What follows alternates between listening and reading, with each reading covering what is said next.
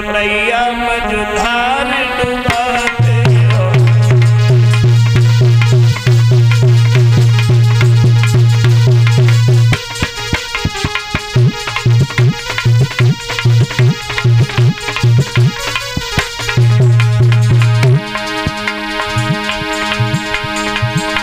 बेटा जा दुखिया मैया को छोड़े जाते हो। धर्म के पनहा बन करके नैया मझधार डुबाते हो।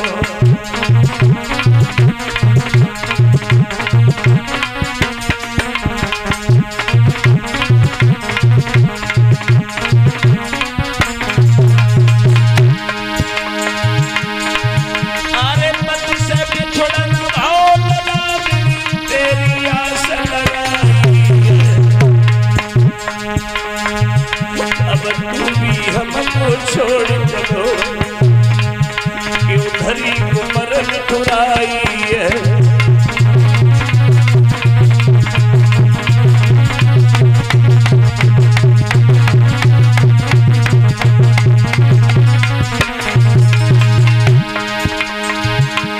बिना तुम्हारे रोहित समय कैसे समय बिताऊंगी।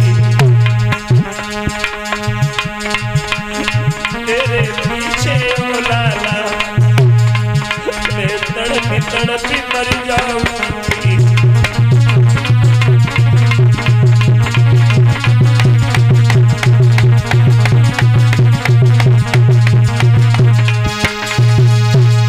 आज भैया तारा अपने पुत्र रोहितास की गोद में रखे हुए हैं। उस बगीचे में रात हो चुकी है, कोई समझाने वाला नहीं है। किस प्रकार से करुण क्रंदन करती है, बार बार अपने पुत्र को अपनी छाती से लगा लेती है, पागलों की भांति बातें करती है। बेटा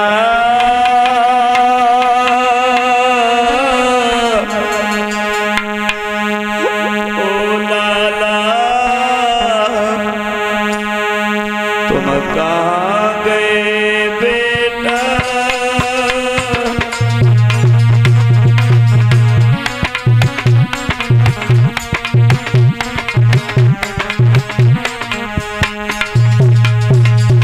रो रही है। पुत्र रोहितास को अपनी छाती से लगाए हुए कह रही है, लाला बेटा मेरे छैया मेरे तुम कहाँ गए लाला।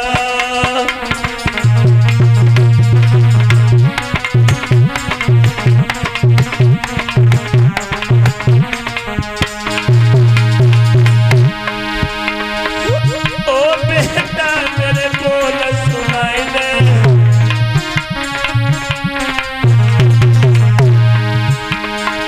अपनी जमैया को धीरज बंधाई दे। क्यों चुप मेरी गोदी में लेटा। बेटा मेरे छैया मेरे तुम कहाँ गए लाला।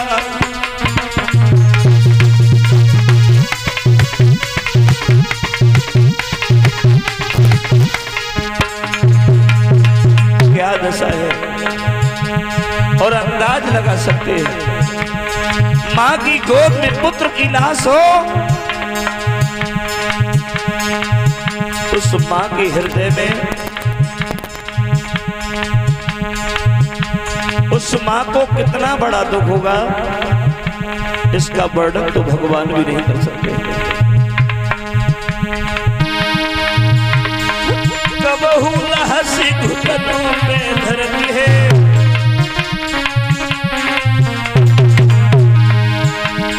सुत की याद में आही भरती है।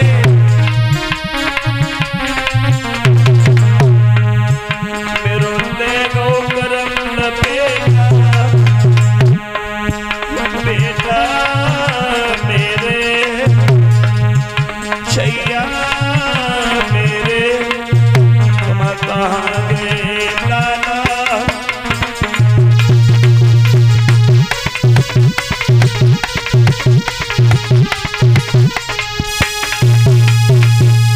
वो मैया उस बगीचे में नाना प्रकार से करुण क्रंदन कर रही है, कोई समझाने वाला भी नहीं है। थोड़ी देर के बाद बगीचे की मालिन उस बगीचे को देखने के लिए आई और तारा के रोने की आवाज जब उसके कान में पड़ी, धीरे धीरे बढ़ती हुई तारा के समीप पहुंची है। उसके पुत्र की लाश जब गोद में देखी, आज उस मैया को जब रोता हुआ देखा, बगीचे की मालिन ने धैर्य बनाया है, बहन अब रोने के लिए पूरी जिंदगी पड़ी है, रोती रहना। और अगर तुम इसी तरह से रोने में लगी रही, तुम्हारे इस बच्चे की लाश फट जाएगी, क्योंकि इसका पूरा शरीर नीला पड़ चुका है।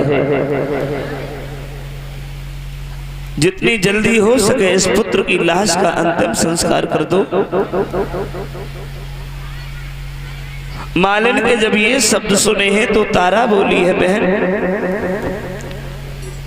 ये दुनिया जानती है कि बिना कफन के किसी भी लाश का अंतिम संस्कार नहीं होता।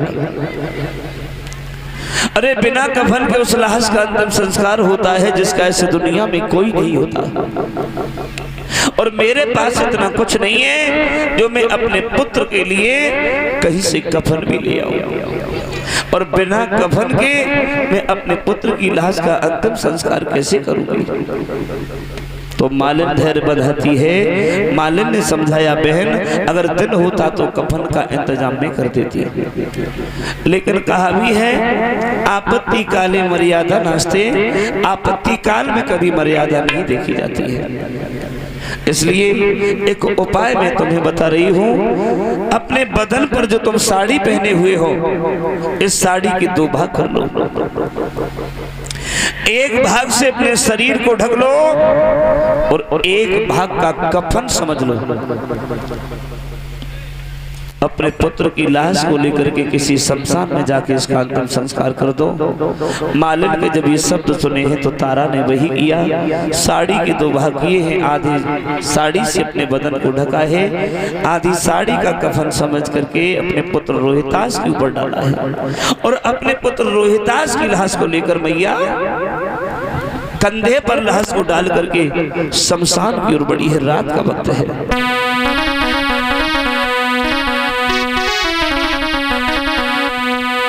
आरे मरघट जाई रही बुताने किला हसी रोहित की।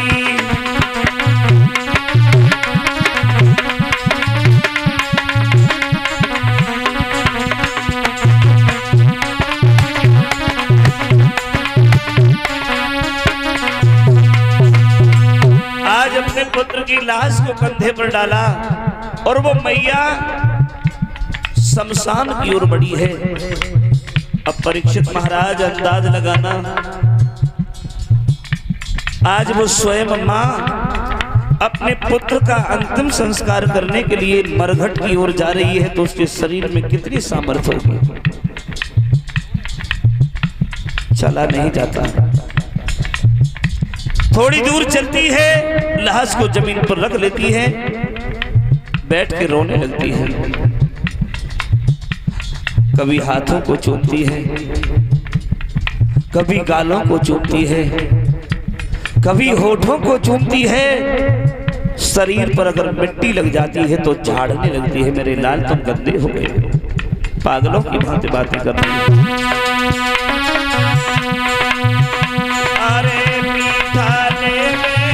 और वो चकार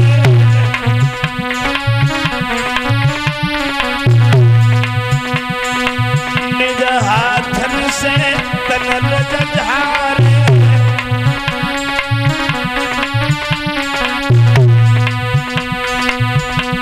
खबरी भूली पनकी, खबरी भूली पनकी।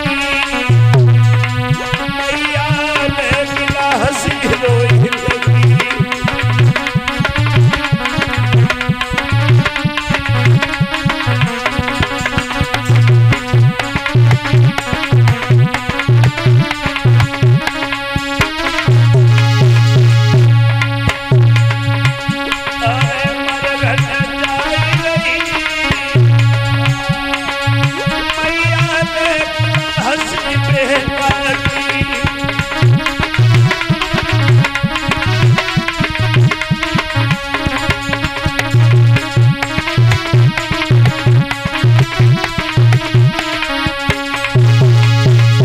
सोच रही है रात का वक्त है, इस पुत्र की लाश को लेकर के कौन से शमशान में जाऊं? अरे कैसी करूं, कहां ले जाऊं?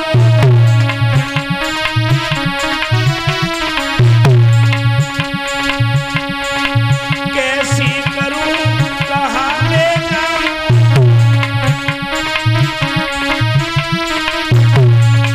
ये मन बिठा के किन्हें सुनाऊं?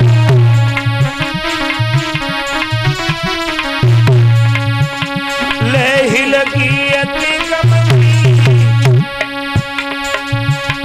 ले ही लगी अति गम की, मैया ले गिला हसी रोहित की।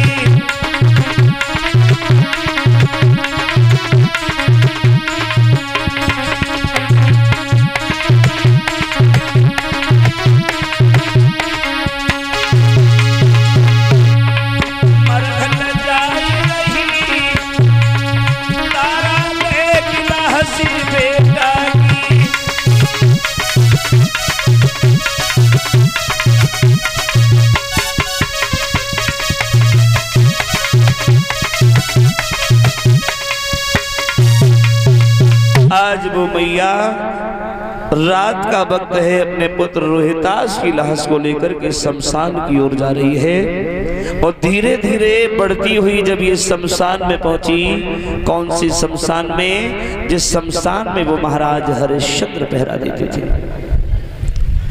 उसी शमशान में प्रवेश कर गई। लाश को जमीन पर रख लिया, मगर रोना बंद नहीं किया। और रोने के अलावा वो मैया कर भी क्या सकती थी?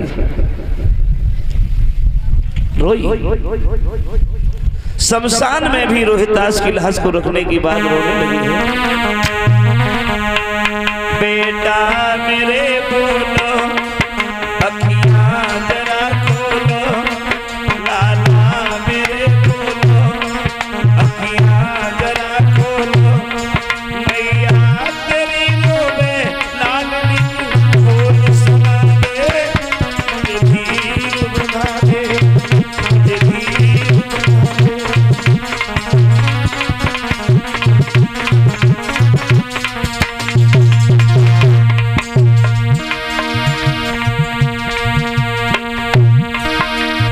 आई विधाता ऐसा हमसे रूठ गया, राजपाट धन धाम सभी मेरा छूट गया। कोई नहीं है पास जो कि आस बना दे, मुझे बोल सुना दे, मुझे बोल सुना दे।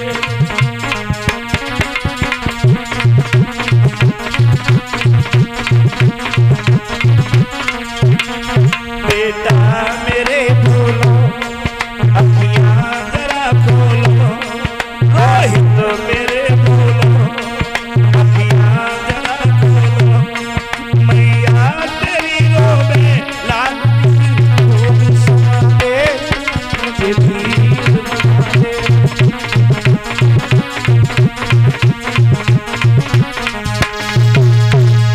आज वो मैया उस शमशान में भी अपने पुत्र की लाश को रखने की बाद में जब रोई, और तारा के रोने की आवाज महाराज हरिश्चंद्र के कान में पड़ी।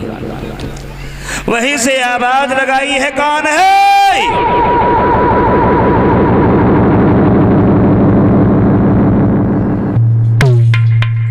तारा ने अपने पति की आवाज पहचान ली, ये तो हमारे पति की आवाज है। अब उधर वो हरिश्चंद्र धीरे धीरे बढ़ते हुए तारा